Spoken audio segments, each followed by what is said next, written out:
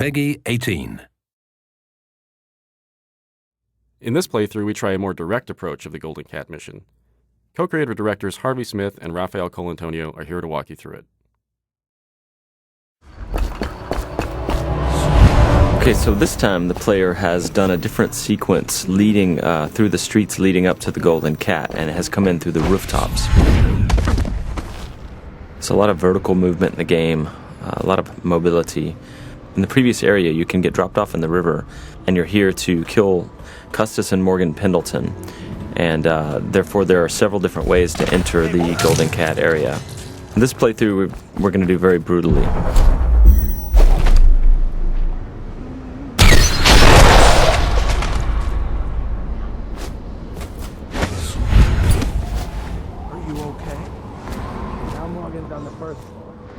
Need to get the men in position.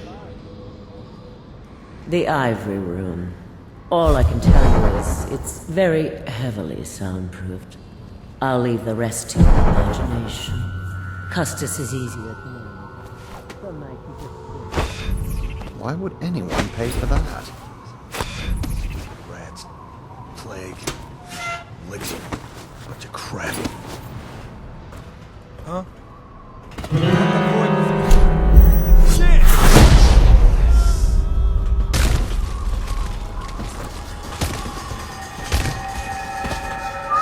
This is a drop attack.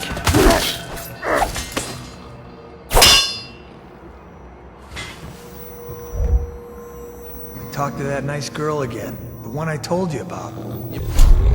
But you're at the Golden Cat, right? Yeah.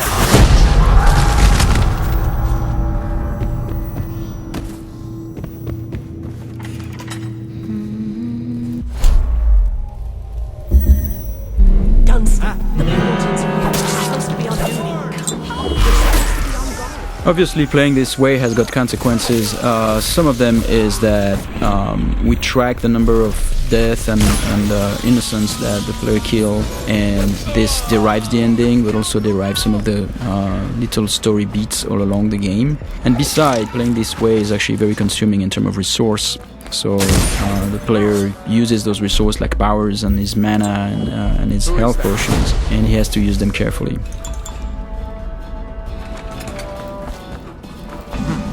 Might be worth checking out.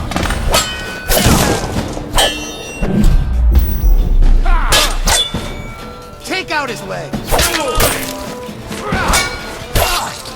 So here the players stop time just before the guards have fired their pistols, and he's planting a spring razor there. When time resumes, it will kill them both.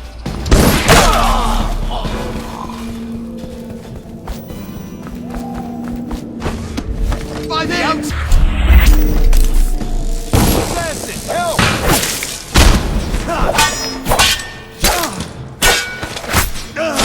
The game's combat with the sword, the melee combat, involves blocking and counterattacks if the blocking is timed correctly. I hear you.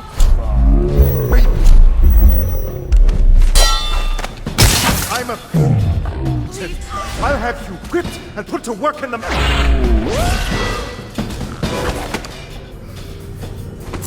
So both targets have been assassinated.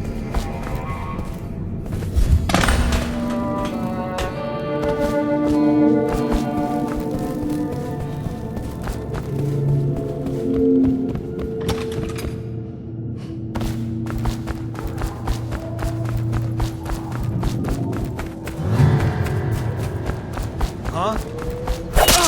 Someone help me out! Someone get over here! Help! Someone...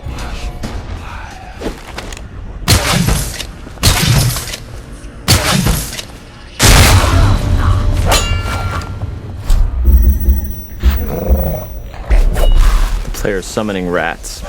Once the rats are in the world, they're like little AIs. So sometimes the guards win, sometimes the rats win. And here the player has possessed one of his own rats and is now getting away.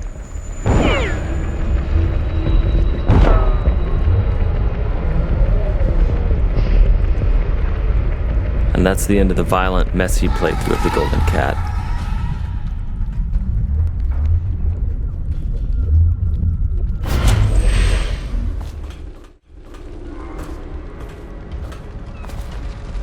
So this is a very different area. The previous area with posh and pretty, this is like desolated, abandoned.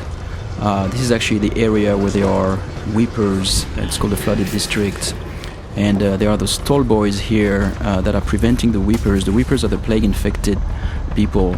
Those tall boys, their jobs is to prevent them from accessing the rich area. So they will shoot at the weepers and they will shoot at anything that tries to get through, including the player.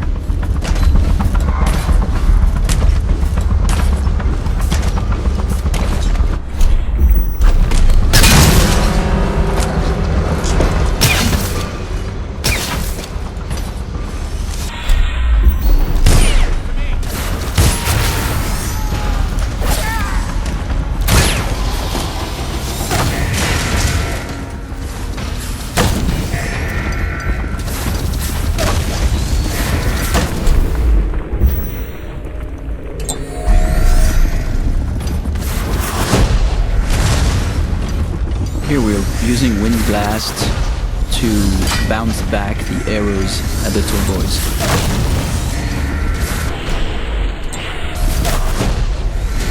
Using Wind Blast to knock the tall boys' phosphorescent arrows back at them is another combination of game mechanics that we did not plan for, but players found it quite fun. So we made some small changes to help support it.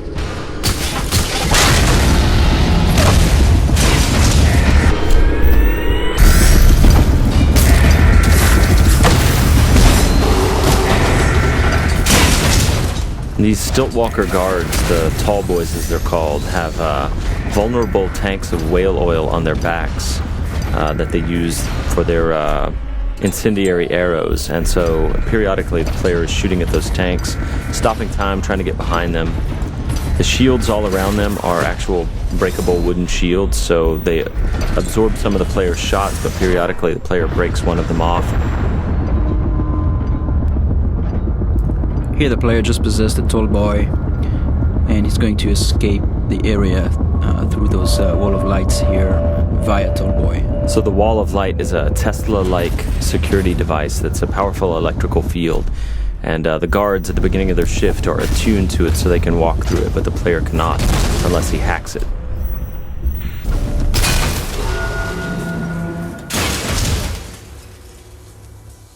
Thank you for watching. For an alternate approach, check out youtube.com/Dishonored or Dishonored.com.